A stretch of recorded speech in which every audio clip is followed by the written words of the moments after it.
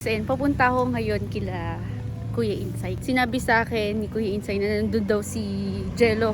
Gusto ko kasi i-surprise siya. Meron akong bibigay sa kanya actually. Hoy, Jello! Hoy! Hoy, Jello, ba't ka nandito? Hoy! Ba't ka nandito? Ano ba ginagawa mo? Bakit ka may dalang basura? Nangangalakal ako. O, sumama ka sa akin. Halika, tignan mo. O, sakto. Tignan mo, puro white hair na yan, o.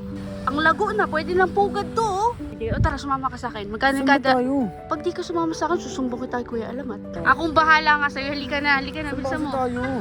I-makeover natin si Jello ngayon. Tara. Tingnan mo yung buhok mo.